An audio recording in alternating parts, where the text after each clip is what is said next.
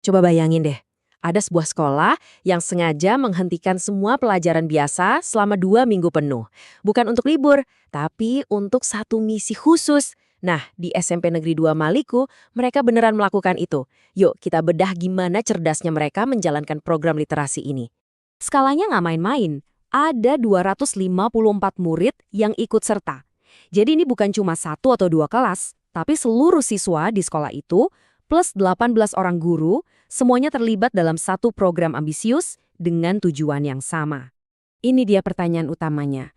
Gimana sih caranya menggerakkan 254 anak untuk sama-sama baca buku sampai tuntas, lalu nulis resensi yang proper, dan itu semua harus selesai cuma dalam waktu 2 minggu? Kedengerannya mustahil kan? Jawabannya ternyata simple banget, tapi sekaligus jenius. Mereka sama sekali nggak ngubah jadwal pelajaran yang udah ada. Bel masuk tetap bunyi, jam pelajaran tetap berganti. Yang mereka ubah cuma satu, tujuannya. Oke, kita masuk ke bagian pertama, kelas dengan format berbeda. Di sini kita lihat gimana konsep belajar mengajar dirombak total. Jadi, selama bulan Ramadan, pelajaran seperti matematika atau IPA untuk sementara dikesampingkan. Tapi ini bukan berarti libur ya. Justru setiap jam pelajaran dialihfungsikan sepenuhnya untuk fokus ke literasi. Mulai dari mengasah kemampuan membaca, memahami teks secara kritis, sampai menghasilkan sebuah karya tulis berupa resensi buku. Sekarang, bagian kedua, sistem cerdas di balik program. Ini nih bagian paling menariknya, yaitu gimana mereka bisa mengorkestrasi 254 murid dan 18 guru biar semuanya berjalan lancar dan serempak. Nah, ini dia inovasi paling cerdas dari program ini. Jadwal pelajaran harian itu nggak dibuang. Bel pergantian jam tetap berbunyi seperti biasa, tapi fungsinya diubah total. Kalau tadinya jadwal itu untuk mengatur guru mata pelajaran yang berbeda, sekarang jadwal yang sama dipakai hanya untuk satu hal, mengatur rotasi 18 guru pendamping yang akan masuk ke kelas-kelas. Karena sistemnya berubah, peran ke-18 guru ini juga jadi beda banget. Mereka bukan lagi pengajar subjek tertentu, tapi berubah jadi guru pendamping. Tugas mereka jadi lebih fokus, mengarahkan, membimbing proses menulis, memantau kemajuan setiap anak, dan yang paling penting, memverifikasi pekerjaan harian mereka setiap jamnya.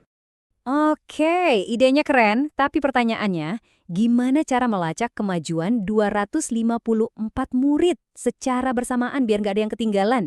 Ternyata mereka punya satu alat kendali yang sangat sederhana, tapi efektif.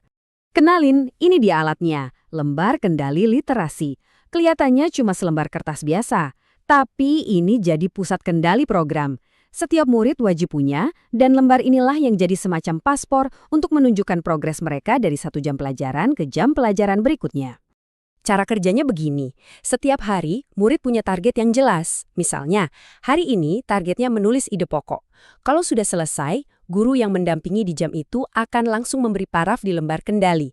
Jadi saat guru berikutnya masuk, dia tinggal lihat lembar ini dan langsung tahu, oh anak ini sudah sampai tahap ini, dan bisa langsung melanjutkan pendampingan. Dan disinilah letak kunci pengamannya. Guru yang mengajar di jam pelajaran terakhir punya tugas ekstra yang krusial. Dia harus memeriksa lembar kendali setiap murid di kelasnya untuk memastikan semua target harian sudah tercapai dan diparaf. Ini adalah jaring pengaman yang memastikan nggak ada satupun murid yang tertinggal. Oke, kita udah lihat dari sisi sistem dan peran guru. Sekarang, gimana perjalanan ini kalau dilihat dari sudut pandang murid? Apa aja yang harus mereka lalui dalam 2 minggu itu? Minggu pertama itu fokusnya bukan langsung menulis, tapi membangun fondasi. Murid dibimbing untuk benar-benar paham sama buku yang mereka baca, mulai dari memilih buku, mencatat poin penting, menganalisis isinya, sampai akhirnya bikin kerangka resensi. Mereka bahkan harus presentasi dulu sebelum diizinkan mulai menulis. Nah, baru di minggu kedua, fokusnya pindah ke proses penulisan.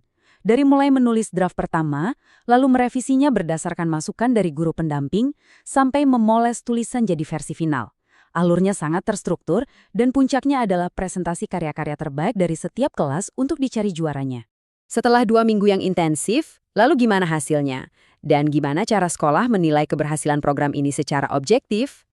Kalau kita lihat kriteria penilaiannya, jelas banget bahwa fokus utamanya ada di kualitas pemikiran. Bobot terbesar itu ada di isi resensi dan kedalaman analisis buku.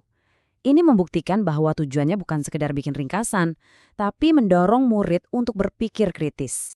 Hasilnya luar biasa, tingkat penyelesaiannya 100%. Setiap murid, ya 254-254-nya, berhasil menamatkan satu buku dan menulis satu resensi utuh.